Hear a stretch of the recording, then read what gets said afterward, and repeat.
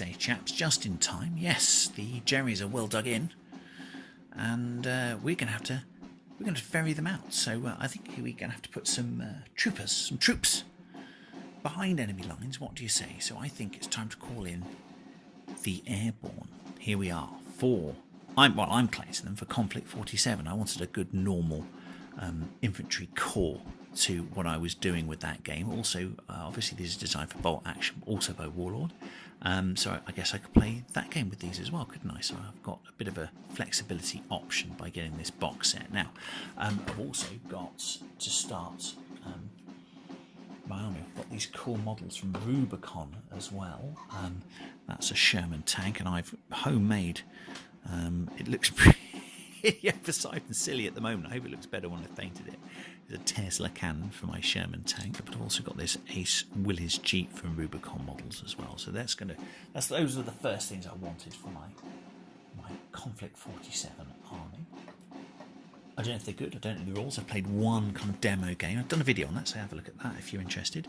But as I say, this is going to be the core of the army. And I'm going to get things like robots and armoured infantry a little bit later once I've made these guys up. So that's the basic box set. It's a 1,000 point army. Look, and there's an army list on the back as well. So you've got basic troops.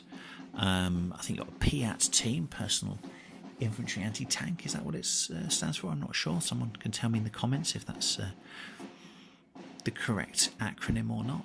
There's a Vickers machine gun in there, which is also very exciting. There's two sizes of mortars, like a light mortar and a medium mortar there. There's also, again, I'm quite excited, a 6-pounder quick-firing anti-tank gun, kind of mid-late war, is that? Anti-tank gun. Quite effective. Probably got a bit outshone later in the war, but good for airborne, nice and light. Could easily be dropped or sent down a glider, I guess.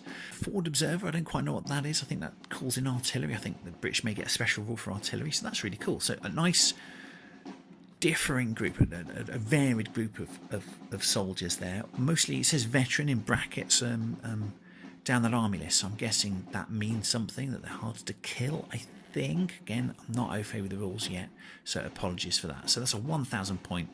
There's a sniper team and a flamer team in there as well, so that's all very exciting. So I don't know if it's a good army yet. Again, you can tell me.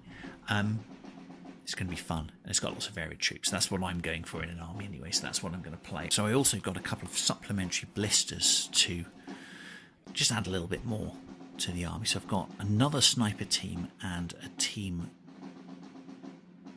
supporting a flamethrower. So there we go, because I kind of just wanted them, and the blister was quite cheap. And also, look, famous commanders of the parachute regiments. I think that includes people like Urquhart and Frost, who were probably depicted in one of my favourite movies, A Bridge Too Far. More importantly, that was a movie based on Operation Market Garden in World War II. The desperate and failed attempt to take the bridge, or a number of bridges, including a bridge at Arnhem. So amazing movie, amazing part of history as well, I would assert. And so I wanted to get the models. I don't know if I'll ever use them in a battle or something. I just wanted the models. So let's open this main event here. It's wrapped in cellophane, actually. Just make sure I keep the army list as well.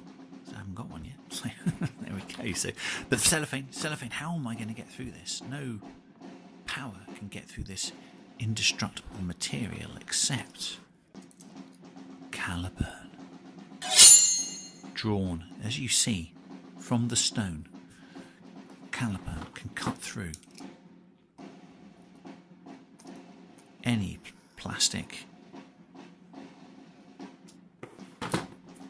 or cardboard packing material with ease. Look, nothing shall keep it from its quest to save Britain from its enemies. Well, save anyone, really. You know, let's not be jingoistic about it, don't you think? So there we go, in we go. Now let's make sure that we are careful with our rubbish, with our trash, for our American cousins, and dispose of this environmentally and carefully. And we're here on the... We're here Ooh, look at that. Packed full of what looks like sprues, and it looks like blister packs in there too. So in we go. In we go. In we go. Ooh, ooh. It's, what's that? Instructions, is it? Smell that new box. I really do implore you to do it. If you've never smelt a new box of miniatures or a new box of a game, then I'm not sure that you've lived, to be honest. Let's put that down there safely. We have here is the fact sheet, sprue key. Look, there's a key to the sprue. That's actually really, that's good. I actually like that. It shows me what goes where, because the individual weapons are really important to how the squads are made up, so that the army list would indicate. So you want to make sure you've got enough of the right things on the right models, I guess. A bundle O bases, that's 5, 10, 15, 20, 25 there. Shows you what my mass is like, but I actually had to count that individually by line. A load more bases in blisters, we'll look at those in a little while. Now we've got the... Ooh. Oh, some more bases. Another 10 bases there. 35 basic troopers. That would indicate, therefore, which is not a good number. 40 quid this was as well. It's like 50 quid. I got it from Goblin Gaming, and they do good discounts. It's got to be said. So have a look at their website. Loads of other people do them as well. Like, good people like Troll Trader and Element Games do them as well, I'm sure.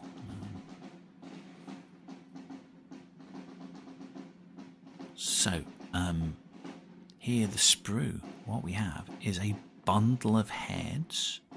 As I say, these are the Red Devils, aren't they? So you've got a lot of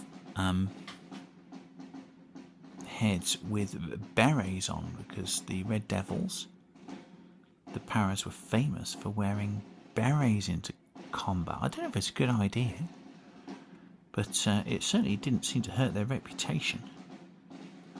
So there we go. We've also got helmets there, helmeted figures.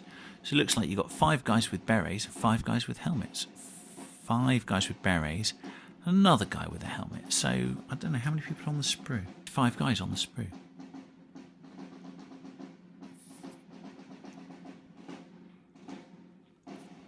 Buried heads? Oh, I don't know. Maybe the Polish guys had different ways of wearing their berets or something. Again, someone could tell me in the comments, perhaps. So maybe that's one. Maybe they wore the same helmets, perhaps the Polish guys. Maybe they wore their berets different, or a different badge on it, or something like that. Like, I'm getting a sense that someone's thought about the realism of this set of models. So maybe that that is important and has been taken into account. We've got some special weapons, it looks like here. Again, I'm not an expert on this area, but that looks like a Sten gun, is it? Let's have a quick look with a magnifying glass. My eyesight not being as good as it should be. That looks like a Sten gun to me. Side-mounted magazine. That looks like a 3-barreled. It's not a gun, it's like a carry case. That could be, I think, the Piat, the kind of spigot mortar that the Piat anti-tank weapon used to fire. The ammunition used to come in like 3 round cases, so that could be the ammo, the ammunition for a Piat. And indeed, there we have what looks to be, is that a Piat or is that a mortar? Oh, I don't know.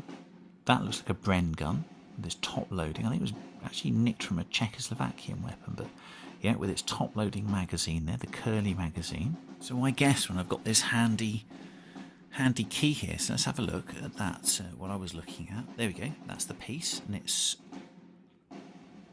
31. There we go, so let's have a look what it says, 31. So my initial guess was Piat, and my second guess was mortar. And it's kind of a spigot, either way. There we go. Right arm Piat. There we go, so it was. Excellent, so it was a Piat. It was a personal infantry anti-tank weapons. There we go. That's great, isn't it? It's good. So what we've got here. I mean, I could just show you the key, but that's not as interesting as showing you the plastic. Surely, is it? Is it, watchers? I don't know. You tell me.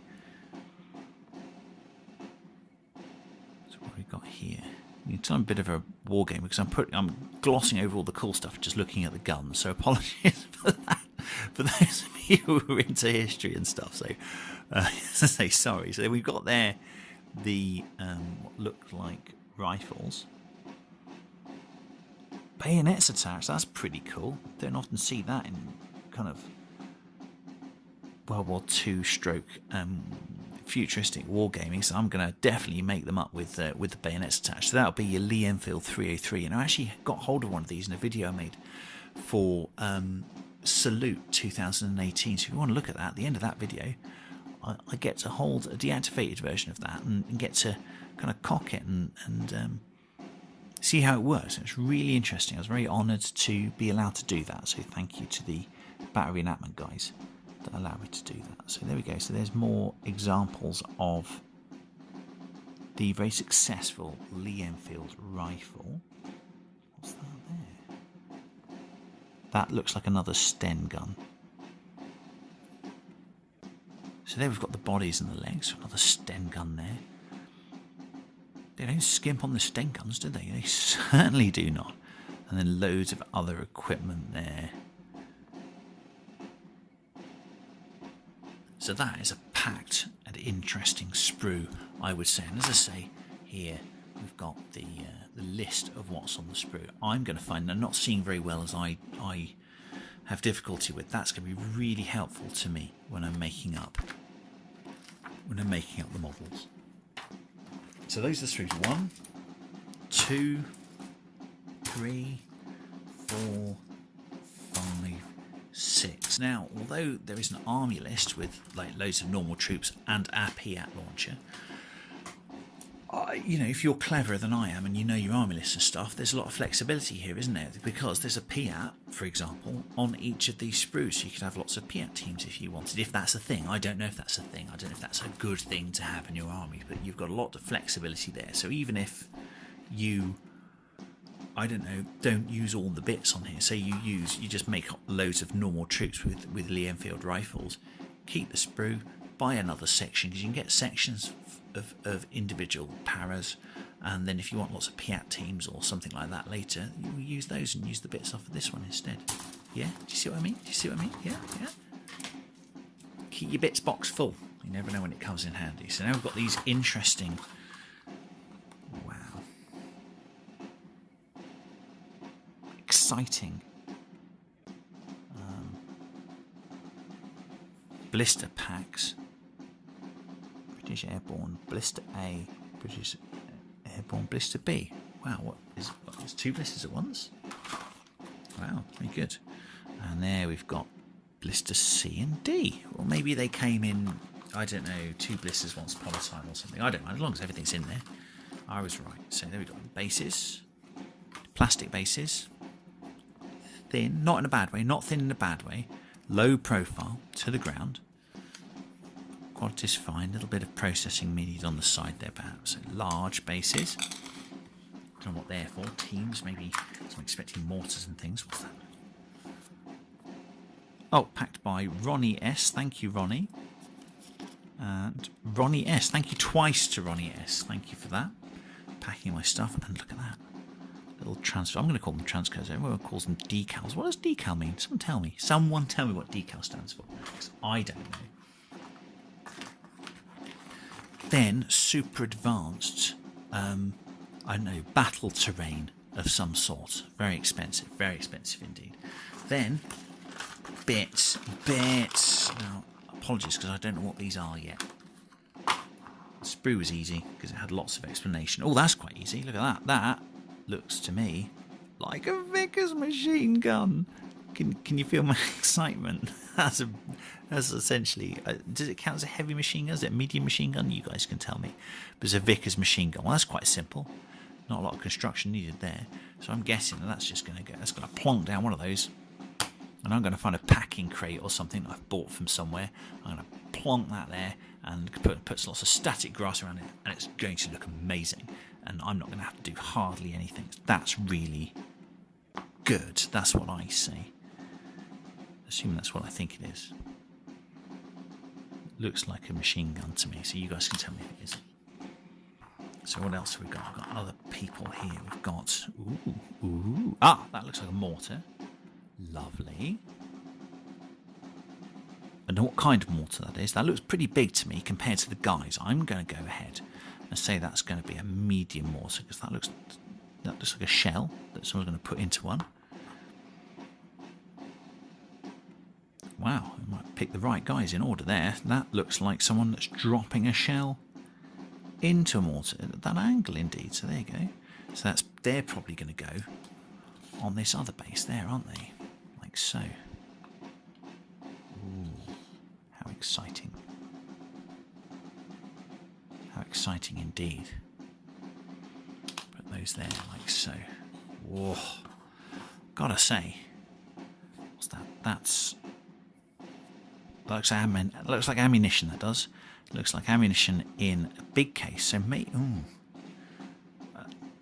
we also have 3 crew? Or maybe I've got something wrong there. Maybe one of those 2 guys is for the machine gun, perhaps. I don't know. Because that looks like a guy being... Ooh, terribly careful. He's got his head down. Is he a spotter, perhaps? I don't know. And that looks like a gent with a... Ooh, I don't know what he's doing. What's he doing? Let's have a quick look with the magnifying glass. Oh, you can see he's got a belt there. So he's definitely the second man for the machine gun. There he is. Second man for the machine gun. Look, he's feeding the belt ammunition into the machine gun. And finally, in this box set, this is a heavier blister. That's what this is. Oh, hey, whoa, steady. Steady, chaps. So this, look at the size. That's a large base. And they've got lots of little bases, actually. Ooh. 2, 3. Oh, that's a long base. I think I know what that's for. Yeah, good. I think I can guess what some of these are for. This looks like... Yeah, that looks like the supporting arms for a heavy gun. Or heavy gun? Yeah, medium gun, I guess. It's let's say the 6-pounder, the quick firing 6-pounder gun. That is more... Ooh, I don't know what that is. But I'm going to guess it's part of the gun anyway.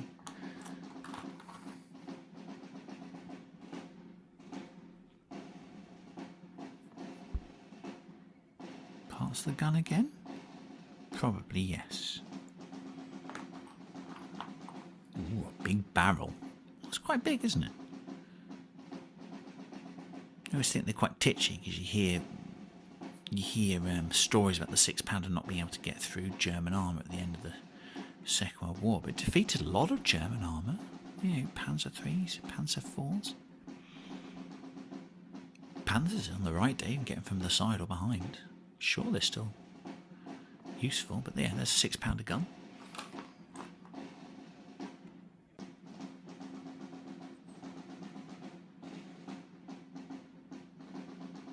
Guy with... Ooh.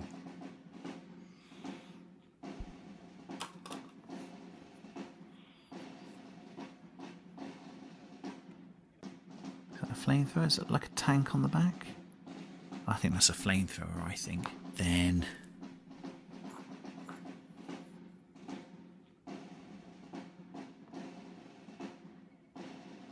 Oh, I don't know. He looks like he's looking at something. So maybe he's an observer.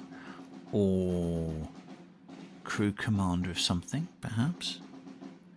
Oh, I quite like these. Quite like the scale of these guys. They're not too big. I'm getting used to 28mm looking like 32mm, 35mm bigatures or something. I don't know. It's quite refreshing to see stuff of a good, honest scale. Ooh. Maybe. He's a light mortar because he looks like he's dropping a small shell into something, doesn't he? He looks like he's taking cover while doing it. He's quite close to the enemy. So maybe that's what he is. Maybe he's a mortarman or something.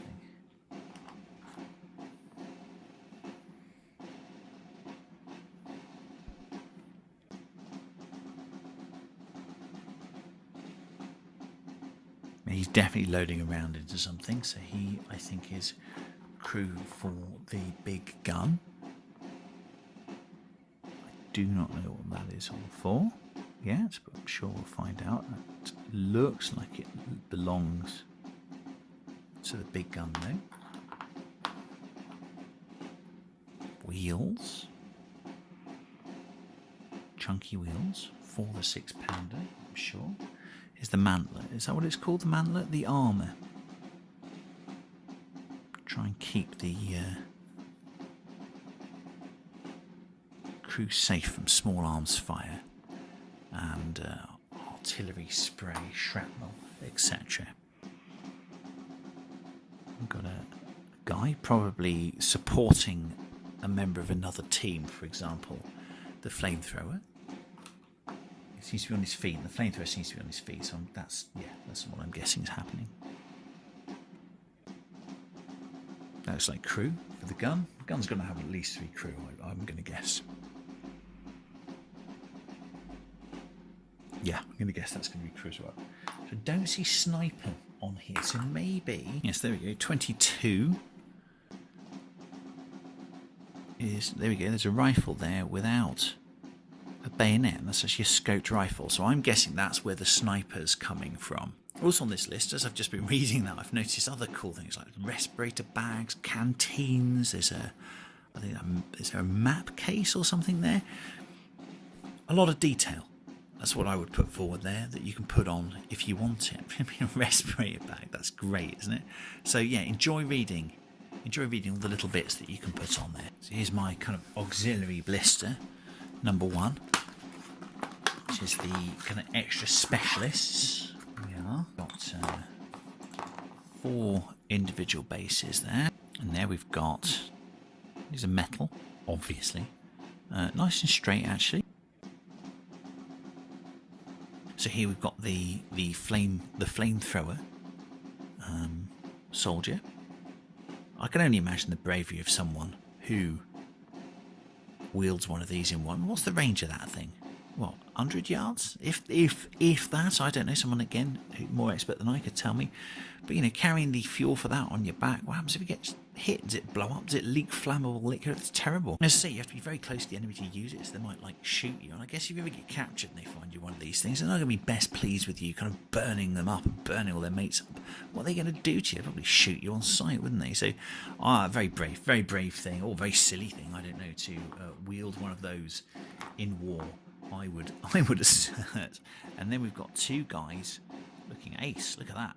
One kneeling down, one standing up, both with scoped rifles, and they are a sniper team. Though I don't know, do both people in a sniper team have scoped rifles? Someone tell me in the comments if that's a thing. So maybe I'll be mixing that up and putting a normal trooper and make that into 2 teams. I don't know if I'm allowed to do that. Is that a good thing? Is that a bad thing? Am I being silly by doing that? You tell me. And then finally we've got, look, the leaders. Because I know of Frost and I know of Urquhart. One of them very famously in the movie, and I'm told, or documentaries state, that he did indeed carry an umbrella into battle so that the British would know who he is, because no German would be mad enough to, there he is again, to carry an umbrella. Look, Ronnie S, he gets everywhere, so he does. So there we go, Ronnie S, thank you again for packing that for me. So there we go, here we are with a 3. Oh, he's got a bugle. Oh, look at that, he's playing the bugle. Was he playing the hunt, perhaps? I don't know. That's, wasn't he played by Sean Connery in the movie? There with his pistol. That's not a walking. It can't be a walking stick. It's just flashing. That's exactly what it is. It's flashing. I'll be taken off. So there we go. Great pose that.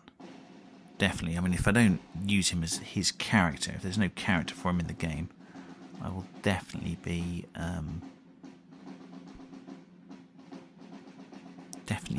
using him as an officer.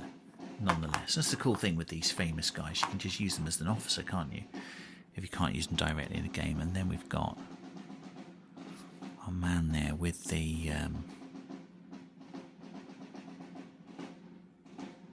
with the brolly. There we are. Held out. Look at that. It's put his back. I think people have been watching the movie here. I don't know. There may be pictures of him standing like that. I don't know. But that's certainly appeared in the arm with his arm behind his back, walking towards the British. Or walking towards the Germans at one point in the movie, I think, correctly. So there we have it. The beginnings of my Konflikt 47 force. So there we are. The British Airborne have earned their wings and are nearly ready to go into battle. Once I've based the models, at least they'll be ready. But I wanted to give them a basic paint job just to give you a look, and I think they look pretty cool, pretty impressive. I've got the extra officers there that have allowed me to put a few extra models into other units, but that's really a good basic view of what you get in the starter army that Warlord do. I've also painted up these Ace Jeeps from Rubicon Models as well. They're Ace are really good if you're getting into doing vehicles. You don't do a lot of vehicles, so because they're quite small, but they're very detailed and they're really interesting to paint. And you get to put lots of little machine guns and stuff on them, which is also Ace. I think the kits are really cool. I've done a video on the Mudskipper. I've also done a video where I play my first game of Konflikt 47 as well, so maybe you want to go and have a look at that if you would like. And done a video of doing this Mudskipper, so there we are. Added that to the force, and then I've used a heavy machine gun that I saved off of that kit to add to this unit as well. And I want to do a video on these automated infantry, but there's a really good video out there, and I'll link that in the description. Great style that the gentleman who made that unit used. So yeah, there we are. That's automated infantry, and they carry a lot of machine guns into battle. So again, I don't know if they're good, but I really like the model. Quite interesting to put together. So there we go. That's my force as is, and I'll be adding a few more bits to it. I am sure I've got a Rubicon Sherman and a Crusader anti-air tank as well. We added to the force in due course. So thank you for joining me, and remember that if you use your forces properly, we should, we're in 1947 now, we should have this stuff over by Christmas. What do you think? Take care.